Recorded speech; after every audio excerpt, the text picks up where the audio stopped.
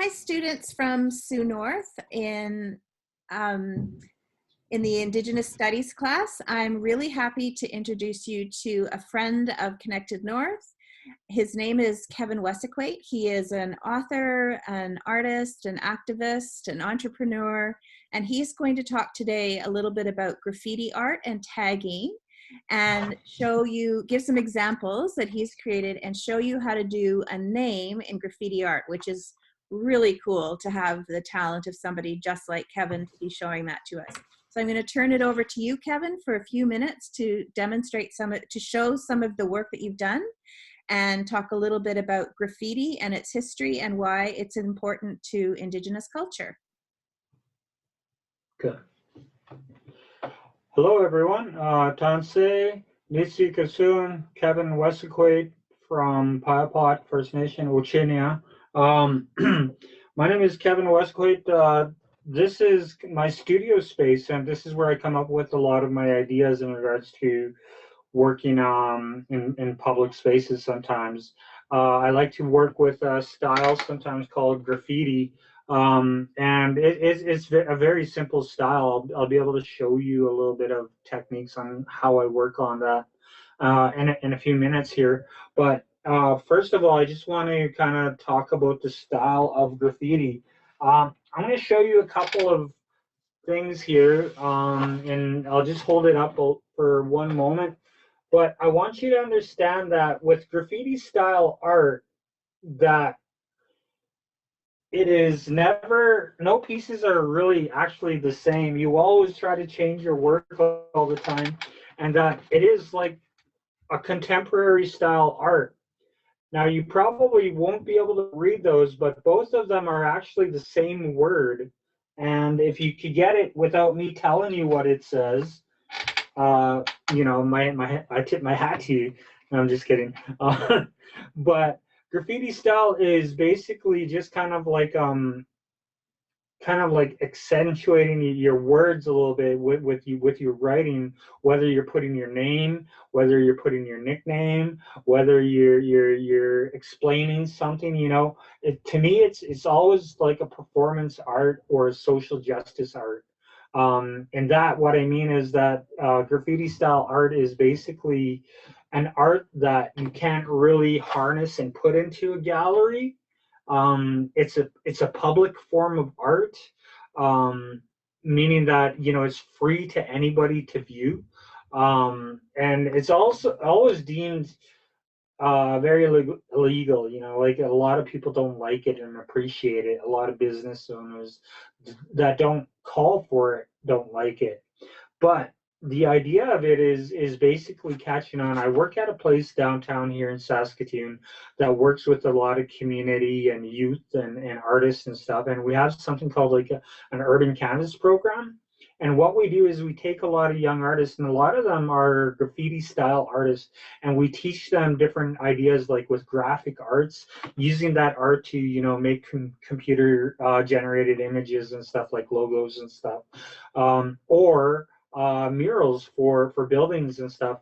Now, once we start getting into this idea and this habit of working with the city and our communities and our environment, a lot of people tend to take to these types of ideas, and we could start working on our murals, and not only doing it like kind of like for ourselves. We're basically doing it for ourselves, but at the same time we're being paid for our effort. So the basic foundation in regards to beginning your mural style is always the draft process, and it's always like with pen and paper. I'm going to show you a couple more techniques. So I always have like a drawing book, but here's another one. This one says poetic, and that's my stage name for poetry.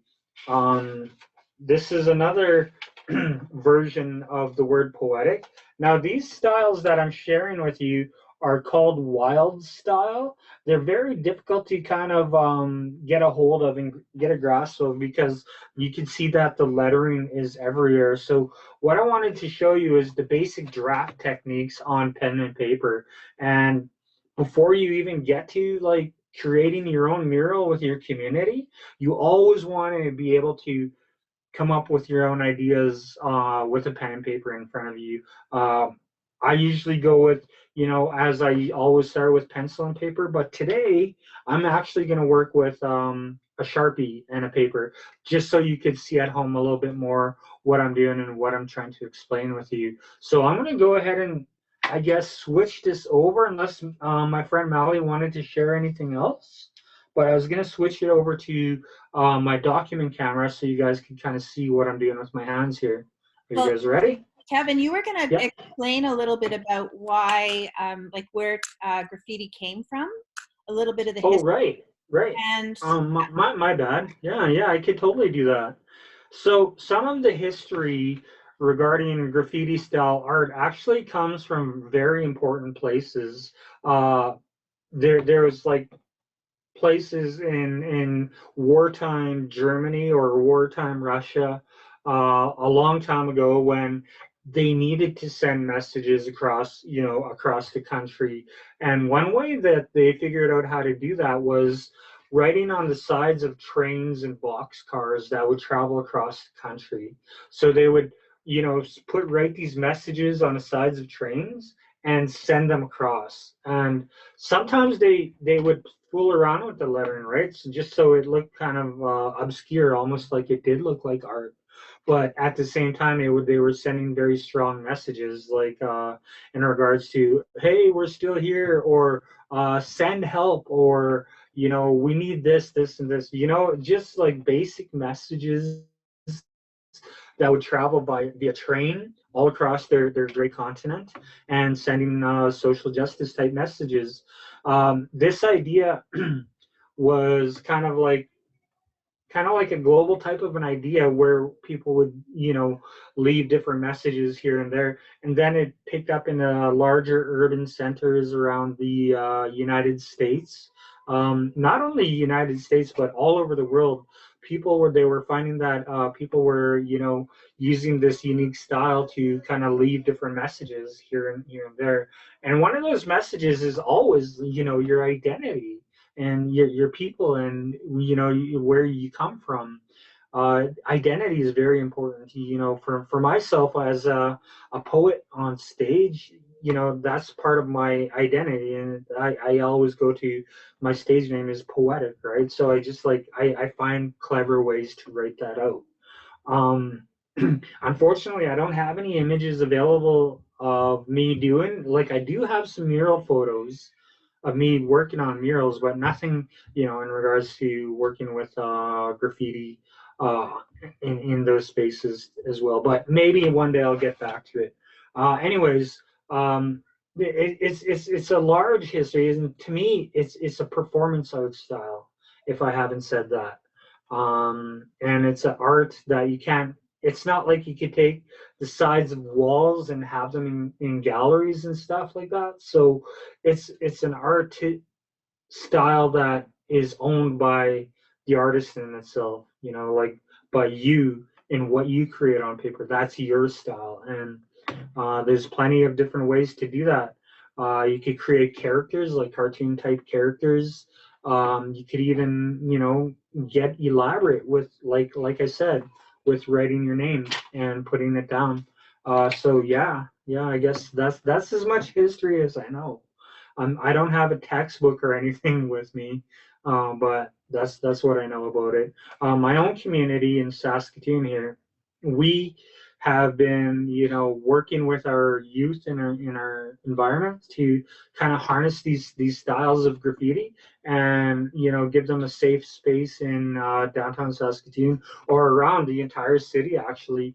And we basically are beautifying the community. We have these power boxes that are all over the city, and we have started doing art on these power boxes all over the city.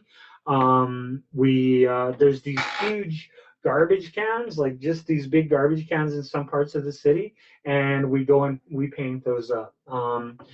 We always have mural boards that we individually work on. They're big 4x8 sheets, and whenever there's public venues like theater festivals or art in the parks or whatever it is, we'll always bring out our big 4x8 mural boards, which has a lot of the graffiti art style. But not only graffiti art, we really get to see what an artist gets to create with their graffiti art. So yeah, it's a growing trend.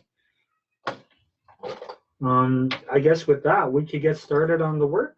Do you Yeah, want to go ahead and get started on that now, Molly? that would be absolutely What do great. you Thanks, think? Kevin. Yeah, thanks, Kevin, for giving Okay, that background. so I'm going to switch to my document camera. But before I begin here, I'm going to explain a couple things.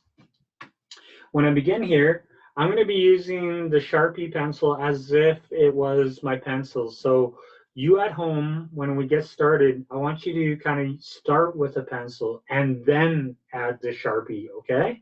So I'm going to use the Sharpie just to kind of get us started here. And then we're going to kind of talk about different ideas with coloring. All right, I'm going to switch my camera now to the document camera. 1 second, where are we? Hold on. Add. Hold on, why is that not? Okay, let's see. Show PC. Just press Share. share. Yeah, I'm getting that right now. And Nope. Yep, there you go.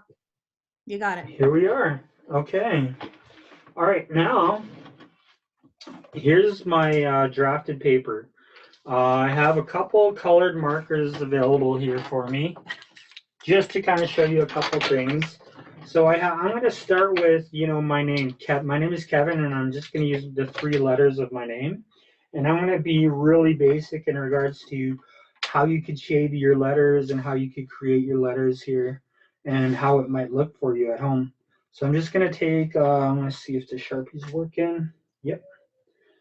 So just to start out, like you basically, what I want you to do is just write your name in a very basic way that you can. Like for me, it's just K, then E, and then V. And then we're going to add to that, okay? So once we start adding to this, we have to keep in mind that sometimes these letters could overlap each other, and sometimes, so they'll overlap, or sometimes they'll be very close in regards to it would seem as if that they are going in and out of each other, kind of like that, kind of like chain links and stuff like that. So you could do that with certain areas of your work, or you could just kind of like keep it basic. So I'm going to try to keep this as basic as possible. So like anything, you want to accentuate different areas of your piece. So if you're starting, like, let's start with this K here. You want to make sure that your bottom or your top is very accentuated, meaning that you want to draw the base of it very large. Once you get into that idea of making it large, what you want to do is draw kind of like a bubble around. You could go very hard edge like this, or you could go rounded edge. It's up to you.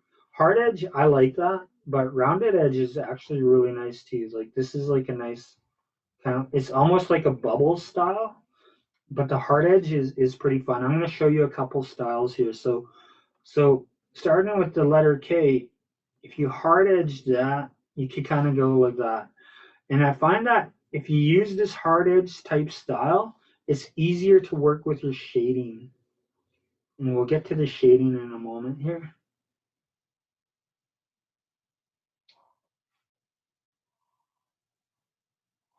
So you can see how I'm working around that initial K letter. And it's very basic and very easy here. See, you can see how I went right around that. So that's your first letter. Your second letter, you kind of want to work away from it a little bit and try to pull it away. If the letter is close to there, just kind of even touch it if you have to, but bring it out. See how it touches on the bottom here? Don't worry about that. Kevin, can you move it down just about 2 inches, please? We're missing that. Yeah, perfect. Yeah, that's perfect. There we go. Yeah. Okay, so you can see how I kind of went close, but I touched right there on that initial E. And I'm going to keep going like that. And it might happen with the letter V too. So don't worry about that, because right? Like these are our initial kind of pencil marks, so you'd be able to erase those in the future anyways. And which is why I recommend using a pencil. So you can see how I'm kind of working on my E.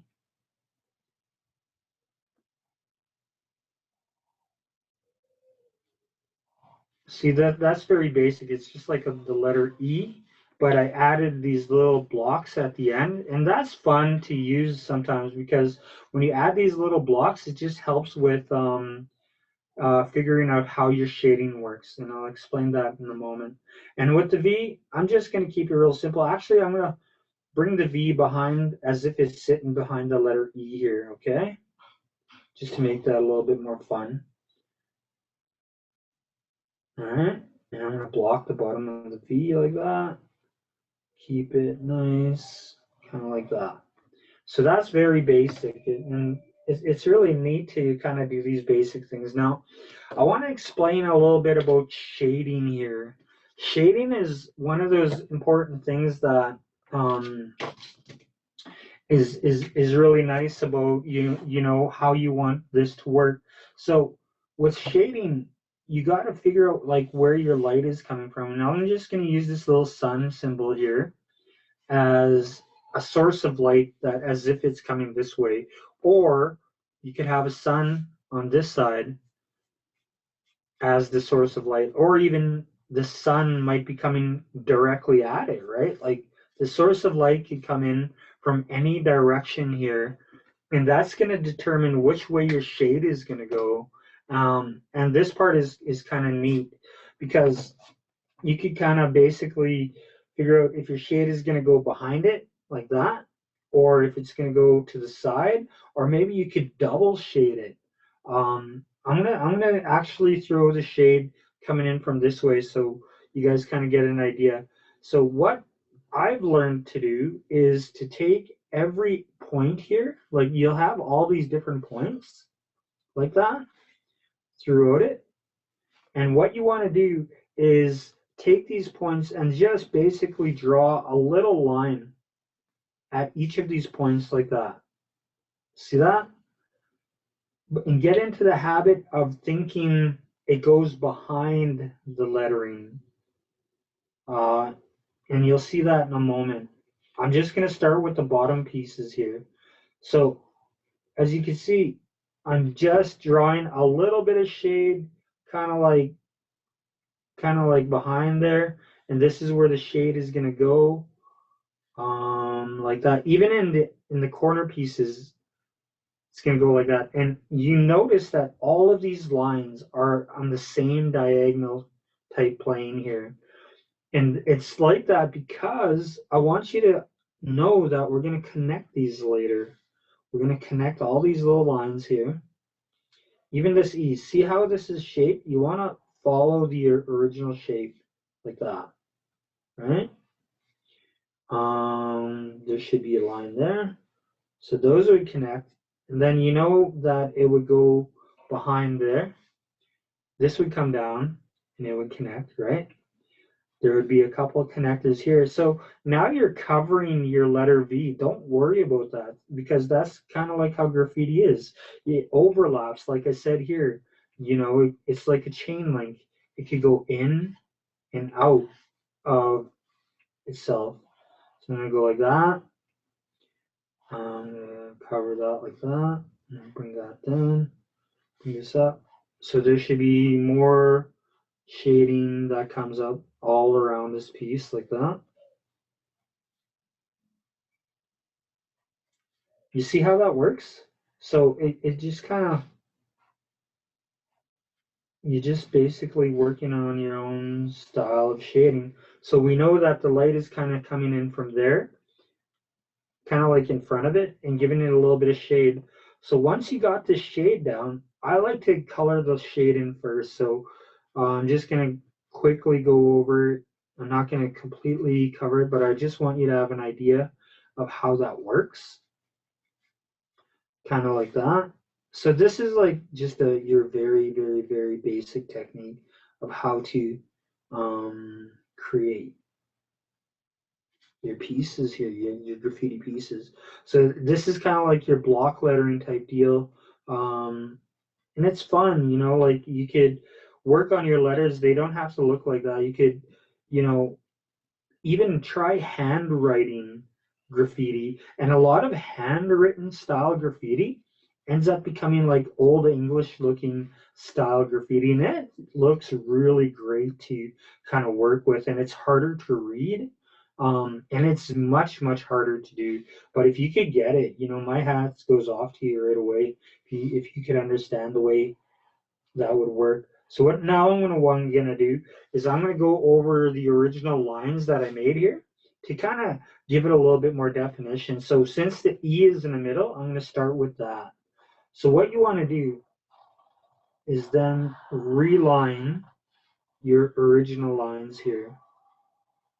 So now you're gonna be able to have some space after you've colored your things. You're kind of basically relining all the original lines here so they're thicker and they are easier to color. I don't know if anyone at home colors like that, but I like to color around the edge and then move in to the color. You might want to try that out sometime. I don't know. This is how I learned to color when I was a little kid. I was like always working on the edges. I was always trying to be neat. But that might be me. I'm just like an obsessive artist, and I always have to try to do it better and better every time I get to it.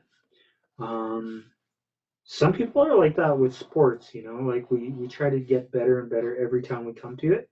So the next time I do this particular lettering, it's going to look even better the next time.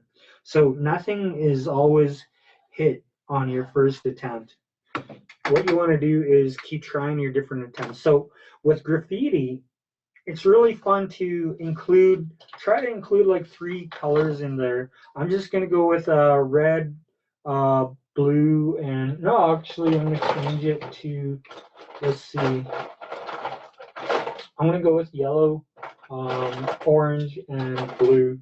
Okay, so these are like 3 very easy contemporary colors to use.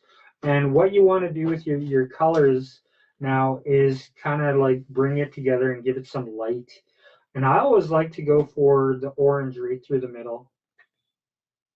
And what I do is I basically color the center right through the entire piece, kind of like that. And I'm just quickly coloring this because I want you at home to kind of get an idea of what we're doing, and we don't really have like an entire session to kind of get through this, but I'm just showing you the basics here. All right. And it doesn't really matter how you color it. You could bring this down even more if you want, or just keep it very basic. By bringing it down, I mean bringing it like that, or you could take it up kind of like that. Okay. Then after you have that, you get to your second color. So I got blue and yellow here. I'm going to go put the yellow on the top, and then I'm going to go into blue on the bottom. So what you want to do is pick some bright type colors to work with. The bright colors help you to kind of make it pop. And that's why you basically outline your outside very hard, bright or dark on the edge. So it helps these brighter colors to kind of help make your piece pop. And that's what you want, you know, like that's how your graffiti piece is going to get noticed is, you know, the brighter, the better. The more that you accentuate your lines, the better. And the degree of difficulty, people will appreciate that much more. You know, it's like, wow, this artist actually put a lot of effort into the piece. And there's unsaid rules with graffiti art. When you're doing graffiti art, it's not like you can go over another artist's piece just because you want to.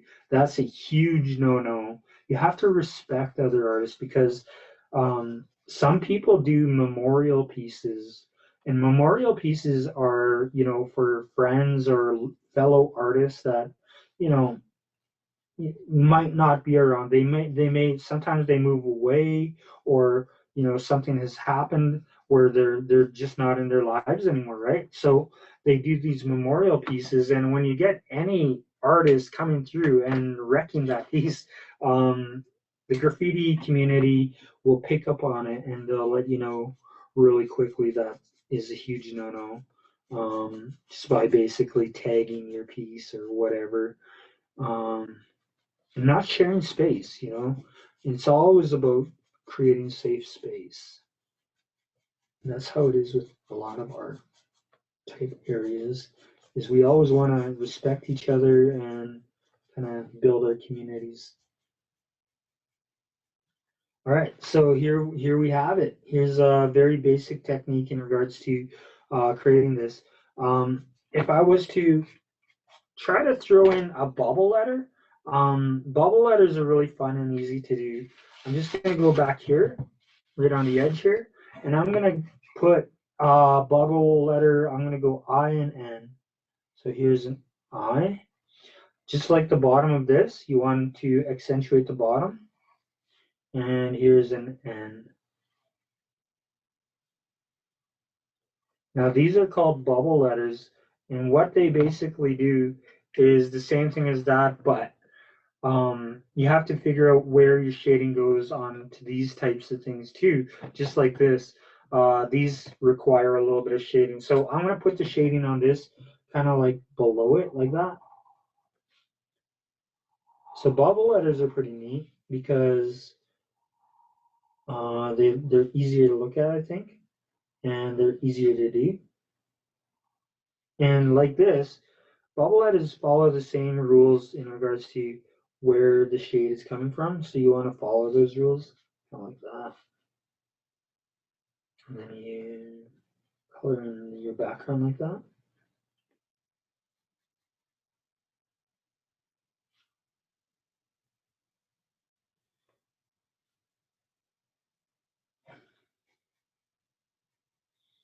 Bubble letters are easier than your hard line letters, I think. My opinion, bubble letters have always been quickest and easiest to do. And then with bubble letters, you could also add things, but you could do it with this, but you could add things like clouds, kind of like that. Sometimes they often get translated into kind of bubbles like that around the piece. They look like little circles and stuff. Really neat to put on there just to kind of add to your piece. Some people even go as far as adding different things on the inside, like maybe they'll have a different type of line sequence inside of the thicker part here, just to kind of jazz it up a little bit. That's these are different types of things that you could do with your letter, but you find that when you use bubble letters, the clouds work best because then you can start adding them around here just to make it look a little bit more fun. All right, like kind of like bubbles. If you want to go even more in depth, you could add a little bit more to your bubble, like little windows to share kind of like glare. It's all up to you though. It's like however you want to color your piece is totally up to you. Color your piece any way that you want. For me, I always like to go a little bit of blue on the bottom or the top of it, change it with another color in the middle, and then highlight it again on the top.